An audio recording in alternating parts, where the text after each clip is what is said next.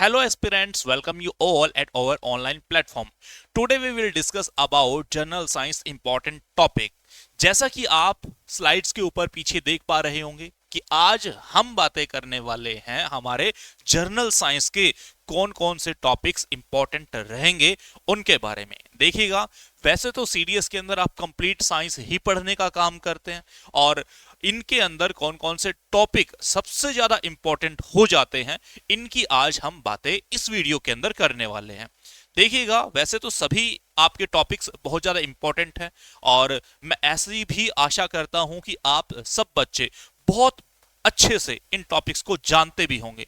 फिर भी मैं आपके लिए थोड़ी सी और आपकी नॉलेज के अंदर इजाफा करने के लिए कुछ टॉपिक, इंपॉर्टेंट टॉपिक आपके लिए लेकर के आया हूं, ताकि जैसे ही आप अपनी सीडीएस की तैयारी करें उनके अंदर साइंस के वो मोस्ट इंपॉर्टेंट टॉपिक्स जिनके अंदर एक बड़ा मार्जिन आपका रहता है आपके क्वेश्चंस का, वो आपके लिए मैं यहां पे लेकर के आया हूं, ताकि आप उन टॉपिक्स को बहुत अच्छे से करें और अपने मार्क्स के अंदर ज्यादा नहीं तो कुछ हद तक इजाफा कर पाएं। क्लियर है? तो चलिए हम देख लेते हैं कि आज के हमारे इंपॉर्टेंट टॉपिक्स कौन कौन से रहेंगे जर्नल साइंस के अंदर। ठीक है, देखिएगा, यहां पे सबसे पहले हम बात कर लेते हैं फिजिक्स की। देखिएगा, वैसे तो सभी आपके फिजिक्स, केमिस्ट्री, बायोलॉजी तीनों ही सब्जेक्ट हमारे सबसे ज्यादा इंपॉर्टेंट है।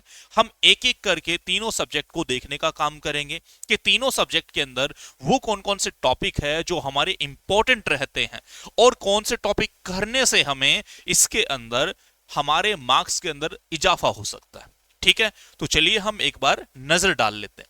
सबसे पहले मैंने लिखा है फिजिक्स के अंदर मेजरमेंट एंड मोशन।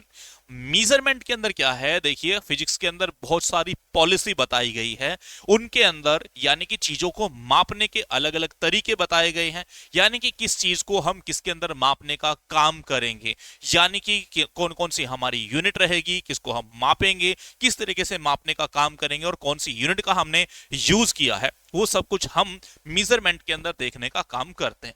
तो मेजरमेंट इस हिसाब से आपका बहुत ज्यादा इंपॉर्टेंट हो जाता है। आगे मैंने लिखा है मोशन। मोशन यानी कि गति। ठीक है, अब गति आपकी कौन कौन से प्रकार की हो जाती है, किस टाइप की मोशन आप यहां पे देखने का काम करेंगे, वो सभी आ जाएगी इसके अंदर। इसके बाद आता है लॉ ऑफ मोशन, यानी कि गति के कौन कौन से नियम हैं, न्यूटन बाबा के द्वारा कौन कौन से नियम आपको बताए गए हैं, कौन कौन से नियम आपको पढ़ने हैं, वो आप लॉ ऑफ मोशन के अंदर देखने का काम करते हैं। इसके बाद आता है आपका फोर्स। फोर्स भी आपका बहुत ज्यादा इंपॉर्टेंट हो जाता है। फोर्स के अंदर आप देखोगे किस प्रकार की फोर्स अप्लाई की गई है, कहां पे अप्लाई की गई है। क्लियर है? वो सारी चीजें आप फोर्सेस के अंदर देखने का काम करते हैं। डिफरेंट डिफरेंट टाइप्स के आप फोर्सेस इस चैप्टर के अंदर पढ़ने का काम करते हैं। इसके बाद आता है आपका work, energy and power. Clear है भाई? यानी कि काम ही जरूरी है और यानी कि एनर्जी होगी तभी आप काम कर पाओगे। इसके बाद आपका पावर, यानी कि इन तीनों का क्या रिलेशन बनता है, किस तरीके से आप देखने का काम करते हैं। वर्क क्या होगा आपका, एनर्जी क्या होगी आपकी, पावर क्या होगी, वो आप इस चैप्टर के अंदर देखने का काम करोगे। इसके बाद आता है फोर्स ऑफ ग्रेविटी, यानी कि जो ग्रेविटी है, ग्रेविटी का जो फोर्स है, यानी कि ग्रेविटी का फोर्स। अब अगर हम यहाँ पे धरती के ऊपर खड़े हैं, अर्थ के ऊपर है तो कितना है, ऊपर जाने के बाद कितना होगा, नीचे चले जाए तो कितना होगा, सन के ऊपर होगा या नहीं होगा, और कहां पे आपकी ग्रेविटी जीरो हो जाती है। क्लियर है? एस्केप वेलोसिटी क्या होती है, रॉकेट किस तरीके से छोड़े जाते हैं, कहां से छोड़े जाते हैं, वो सब कुछ हम देखने का काम करते हैं किसके अंदर, फोर्स ऑफ ग्रेविटी के अंदर। इसके बाद आता है सॉलिड्स एंड फ्लूइड्स। ठीक है, यानी कि सॉलिड क्या है, फ्लूइड क्या है, वो सारी चीजें हम इन दोनों चैप्टर के अंदर पढ़ने का काम है करते हैं। इसके बाद आता है साउंड्स एंड वेव। साउंड क्या है, वेव क्या है, कौन कौन सी तरंगे हैं। क्लियर है? और किन तरंगों को किसके अंदर मापा गया है, हमारे लिए कौन सी तरंगे काम आने वाली है, किन तरंगों का हम यूज करते हैं, एक्सरे कौन सी होती है आपकी, अल्ट्रावायलेट रेज कौन सी होती है, किन तरंगों को आप देख पाते हैं, वो सारी चीजें आ जाती है आपकी साउंड एंड वेव्स के अंदर। ऑसिलेशन, ऑसिलेशन के अंदर आप देखने का काम करते हो डिफरेंट डिफरेंट टाइप्स की ऑसिलेशन, किस तरीके से ऑसिलेशन काम करता है, सिंपल पेंडुलम क्या है, स्प्रिंग का यहाँ पे क्या यूज रहता है, वो सारी चीजें आ जाती है आपकी ऑसिलेशन के अंदर। इसके बाद आता है हीट एंड थर्मोडायनेमिक्स या फिर हीट एंड टेम्परेचर। हीट क्या है, टेम्परेचर क्या है, दोनों एक दूसरे के साथ किस तरीके से रिलेशन बनाने का काम करते हैं, वो सारी बातें आप इस चैप्टर के अंदर सीखने का काम करते हो। इसके बाद आता है आपका इलेक्ट्रिसिटी, इलेक्ट्रिसिटी यानी कि विद्युत धारा क्या है, किस तरीके से पैदा होती है, अच्छा किसके अंदर से पास करवाई जा सकती है, कौन से बढ़िया कंडक्टर है, कौन से नहीं है, वो सारी चीजें आप इसके अंदर देखने का काम करते हैं। इसके बाद आता है मैग्नेटिज्म एंड लाइट। लाइट क्या है, किस तरीके से पास होती है, कहां कहां से पास हो सकती है, कौन सी लाइट है, किस प्रकार से है, वो सारी चीजें आप इसके अंदर देखने का काम करते हैं। इसी के अंदर आ जाता है आपका मैग्नेटिज्म, ठीक है, यानी कि चुंबक से रिलेटेड कहां पे यूज किया जाता है, किस तरीके से यूज किया जाता है, इस चैप्टर के अंदर आप पढ़ने का काम करते हो। उसके बाद आ जाता है आपका मॉडर्न फिजिक्स और सोर्स ऑफ एनर्जी, यानी कि एनर्जी के कौन कौन से रिसोर्सेस है, कहां से प्राप्त की जा सकती है, वो सारी चीजें आप इन चैप्टर्स के अंदर पढ़ने का काम करते हैं। ये वो सारे चैप्टर हैं जो आपके मोस्ट इंपॉर्टेंट है, ठीक है, किसके हिसाब से, आपके फिजिक्स के हिसाब से। इनके अलावा भी बहुत सारे और टॉपिक है जो आपको करने होते हैं, लेकिन ये सारे वो चैप्टर हैं जो हमारे मोस्ट इंपॉर्टेंट है, या फिर मैं ये कहूं कि टीचर्स के द्वारा छुड़वा दिए जाते हैं इनमें से कुछ चैप्टर। क्लियर है, तो ये चैप्टर आपको यहाँ पे करने पड़ेंगे, बहुत ज्यादा जरूरी है। अब आप कहोगे कि सर ये चैप्टर हमें कहां से मिलेंगे, देखिएगा सबसे पहले तो आपको यहाँ पे 9th और प्लस 10th की हेल्प लेनी होगी। 9th और 10th के अंदर आप जो आपकी NCERT की जो बुक है, ठीक है, आप उसको फॉलो करोगे। 9th और 10th के अंदर आपको ऑलमोस्ट टॉपिक मिल जाएंगे 9th और 10th की आपकी NCERT के अंदर से। और इनको थोड़ा सा और अच्छे लेवल के ऊपर अगर आप पढ़ना चाहते हो तो एक बुक आती है एस चांद की, ठीक है, ये ज्यादातर जो CBSE के बच्चे हैं वो इसका यूज करते हैं। स्पेशल फिजिक्स की 9th की, स्पेशल फिजिक्स की 10th की बुक आपको देखने के लिए मिलती है, वहां से ऑलमोस्ट आपके टॉपिक कवर हो जाएंगे।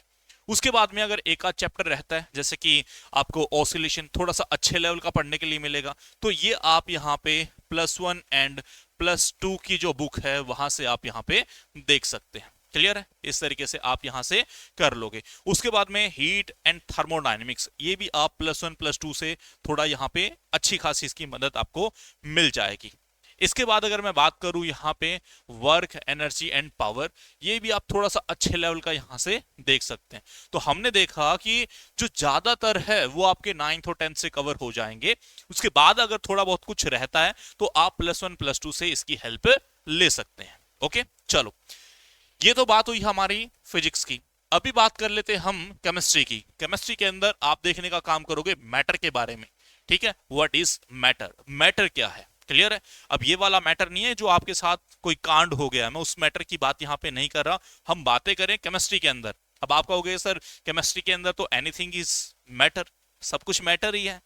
क्लियर है, तो ये देखने का काम करेंगे हम मैटर के अंदर, मैटर एंड इट्स कॉम्पोजिशन, यानी कि किन किन चीजों से मिलके बने हैं, कौन से है, किस प्रकार से है, वो सारी चीजें आपकी इसके अंदर आ जाती है। इसके बाद आता आपका एटम्स। एटम्स क्या है, मॉलिक्यूल्स क्या है, न्यूक्लियर केमिस्ट्री क्या है, ये सारी चीजें आपको पढ़नी पड़ेगी केमिस्ट्री के अंदर। इसके बाद कहता है एलिमेंट की classification and chemical bonding. Elements की क्लासिफिकेशन किस तरीके से आप करने का काम करोगे, और इसके बाद केमिकल बॉन्डिंग, बॉन्डिंग कितने प्रकार की होती है, सिग्मा बॉन्ड क्या होते हैं, पाई बॉन्ड क्या होते हैं, किस तरीके से बॉन्डिंग बनाई जा सकती है, कौन सी स्ट्रॉन्ग है, कौन सी वीक है, वो आप बॉन्डिंग के अंदर पढ़ने का काम करते हो।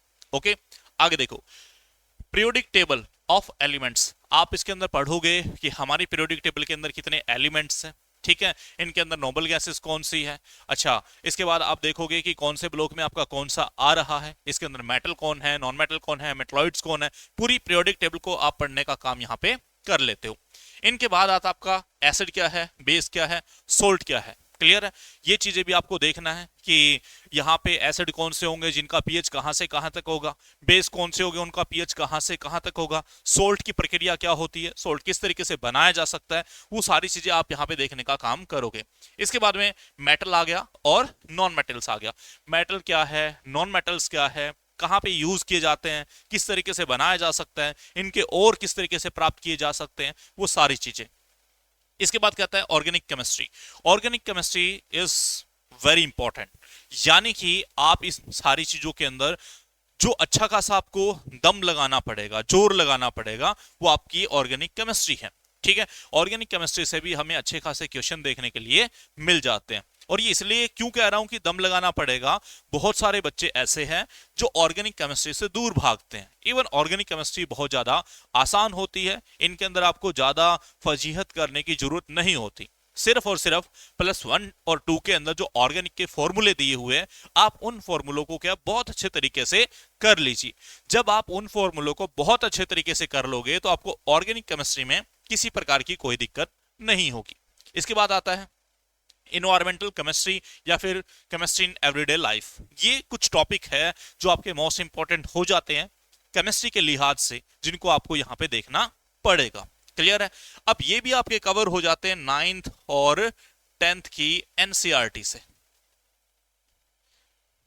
ठीक है, और हो सकता है आपको हेल्प लेनी पड़े एस चांद के बुक की, तो आप उसकी भी हेल्प यहां पे ले सकते हो। लेकिन कुछ टॉपिक ऐसे हैं जो आप +1 +2 से ही अगर करो, जैसे कि मैंने अभी बताया आपकी ऑर्गेनिक केमिस्ट्री, ये आप +1 और +2 से करोगे तभी आपके लिए बेनिफिशियल रहेगा, अदरवाइज मैं कुछ भी नहीं कह सकता। 9th और 10th के ऊपर इसका ज्यादा लेवल नहीं है।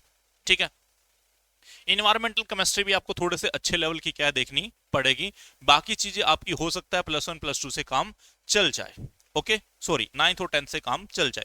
आगे देखिएगा, इसके बाद आता आपका बायोलॉजी।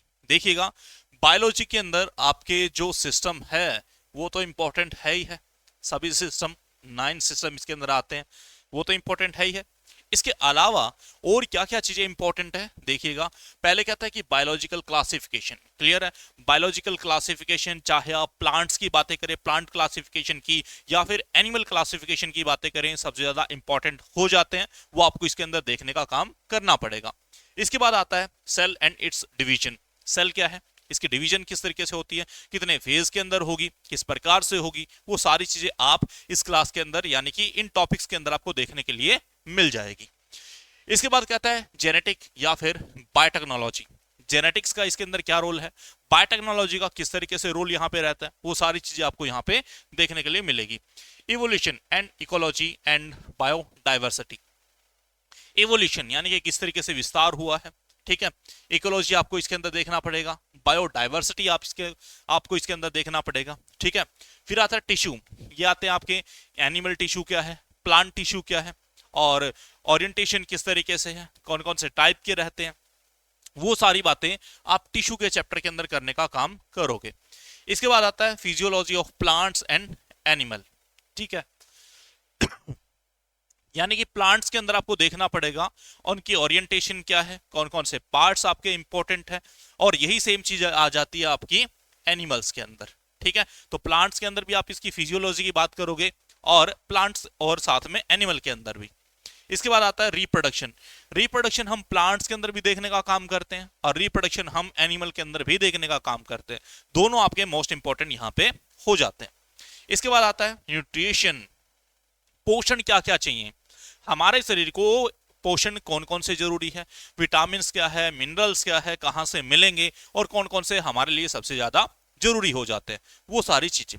इसके बाद आता है हेल्थ एंड डिजीज, यानी कि हमारे शरीर के अंदर कौन कौन से रोग हो जाते हैं, उन रोगों से कैसे निपटा जा सकता है, वो सारी बातें हमारी इन चैप्टर्स के अंदर देखने के लिए मिल जाएगी। फिर आता है फूड प्रोडक्शन। फूड का जो प्रोडक्शन है, पहली बात तो कौन कौन से फूड का प्रोडक्शन हम करते हैं, कहां से होगा, किस सीजन के अंदर होगा, मिट्टी कैसी चाहिए, बाकी सारी चीजें कैसी चाहिए, वो सारी चीजें आपकी फूड प्रोडक्शन के अंदर आपको देखने के लिए मिल जाती है, ठीक है। ये भी आपकी कवर हो जाएगी 9th प्लस 10th से। जरूरत हुई तो कुछ एक चैप्टर के अंदर आप जैसे कि जेनेटिक की बात कर लो, बायोटेक्नोलॉजी की बात कर लो, इकोलॉजी, बायोडाइवर्सिटी, ठीक है। अच्छा, इसके बाद में हमारा डिजीज, इसके बाद में आपका रिप्रोडक्शन, ये कुछ एक चैप्टर है जो आप हेल्प ले सकते हो +1 एंड +2, ठीक है, आपके बायोलॉजी की।